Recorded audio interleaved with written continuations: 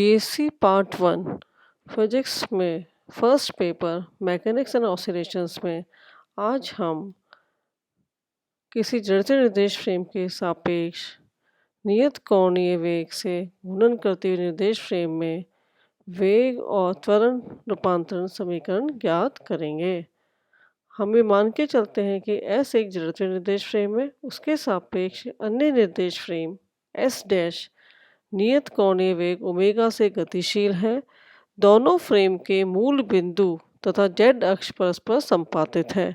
इस particular case के लिए हम निर्देशांक रूपांतरण समीकरण इससे पहले वाले वीडियो लेक्चर्स में निकाल चुके थे।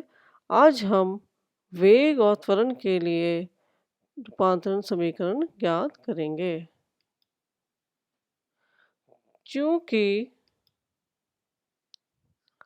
एस फ्रेम की स्थिति घूर्णन गति के कारण निरंतर परिवर्तित होती रहती है, अतः X dash Y dash Z dash दिशा के अनुदिश यूनिट वेक्टर्स क्रमशः आई डैश जे डैश के डैश की दिशा भी निरंतर परिवर्तित होती रहती है। किसी भी समय t पर कण की पोजीशन वेक्टर ज्ञात करने के लिए हमें उस समय यूनिट वेक्टर्स आई डैश जे डैश के डैश की दिशा का मान ज्ञात होना आवश्यक है। और किसी भी टाइम t पर हम कण का पोजीशन वेक्टर लिख सकते हैं r dash equals to x dash i dash plus y dash J dash plus z dash के डैश, जहाँ किसी समय t पर कण के निर्देशांक x dash Y dash Z dash है और उसी समय t पर x z और y डैश एक्सिस के अलोंग यूनिट वेक्टर हैं i dash J dash and के डैश। आज हम इससे आगे वेग रूपांतरण समीकरण ज्ञात करेंगे। पहले हम जैसे हमने निर्देशांक में किया था उसी तरह से पहले हम यहाँ पर भी वेलोसिटी का वेग का x कंपोनेंट ज्ञात करेंगे। चूंकि निर्देशांक रूपांतरण समीकरण से x dash equals to X cos theta plus Y sine theta, जहाँ theta equals to omega T, तो हम लिख सकते हैं इक्वेशन 4 को x dash equals to X cos omega T plus Y sine omega T, इसको हमने लिखा इक्वेशन 4a। इक्वेशन 4a को समय के सापेक्ष अवकलित करने पर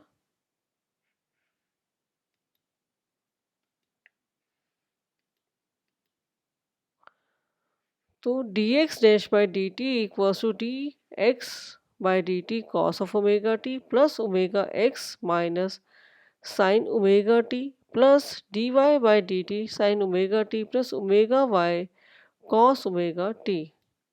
अब इसको हम रीअरेंज कर लेते हैं। D x dash by D T equals to d x by D T cos of omega t, इस वाली टर्म को यहाँ ले आएंगे, plus d Y by D T sine of omega t. इस वाली टर्म और इस वाली टर्म्स में से ओमेगा कॉमन ले लेंगे तो हमारे पास आ जाएगा y cos omega T minus x sine omega T.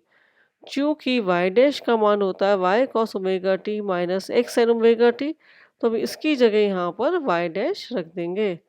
तो हमारे पास आ जाएगा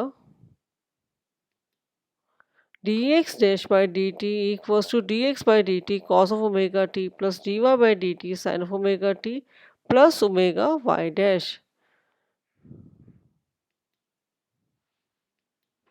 अब हम निकालेंगे y कंपोनेंट ऑफ वेलोसिटी।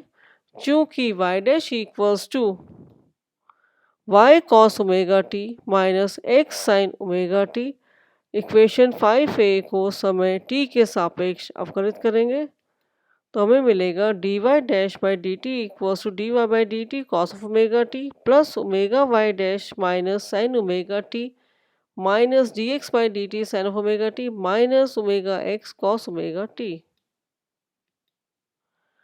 और वापस जैसे पहले हमने रीअरेंज किया था इसको भी रीअरेंज कर लेंगे। D Y dash by D T equals to D Y by D T cos of omega T minus D x by D T sine of omega T minus omega क्या X cos omega T plus Y sine omega T. चूँकि ये x dash के बराबर equation 4a लिखी हुई है तो हम लिख सकते हैं d Y by d dash equals to D Y by D T cos of omega T minus D x by D T sine of omega T minus omega x dash.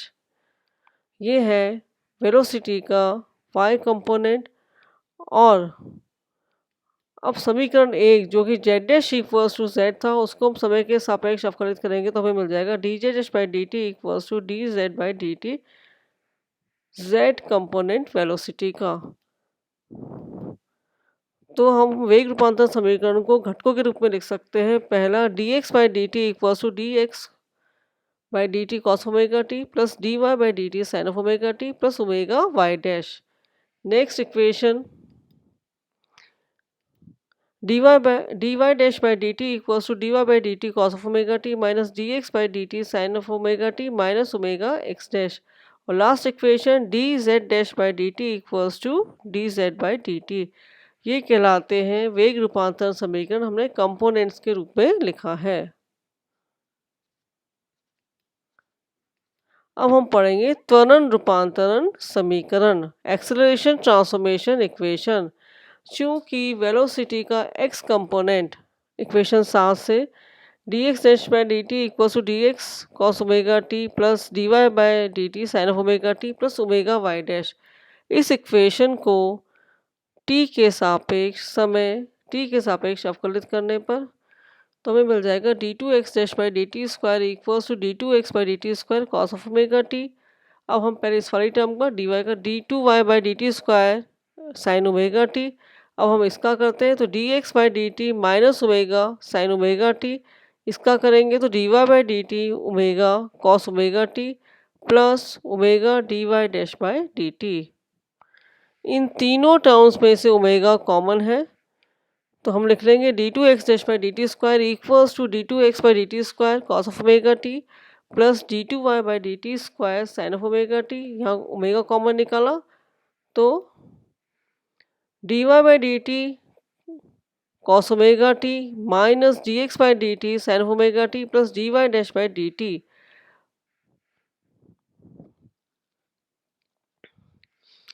तो यहाँ पर हम इसको देखें, इस वाली टर्म को देखें तो ये वाली टर्म जो है वो है dy dash by D T omega x dash. तो कुल मिला के जब हम रीअरेंज करेंगे तो हो जाएगा d2x dash by D T square equals to d2x by D T square cos of omega T plus d2y by D T square sine of omega T plus 2 omega dy dash by D T plus omega square x dash.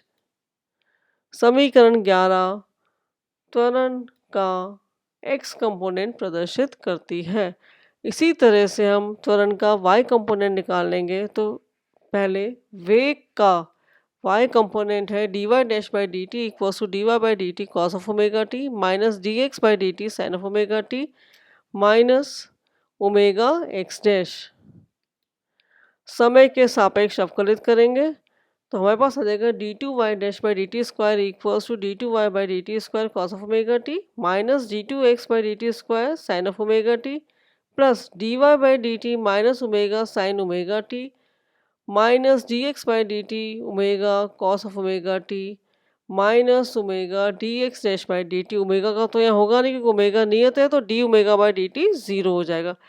जैसे हमने पहले किया था इन तीनों equation तीनों terms के अंदर omega common है तो हम यहाँ बाकी एज इट इज लिख देंगे। ओमेगा कॉमन लिया तो यहाँ पर आ जाएगा dx by D T cos of omega T,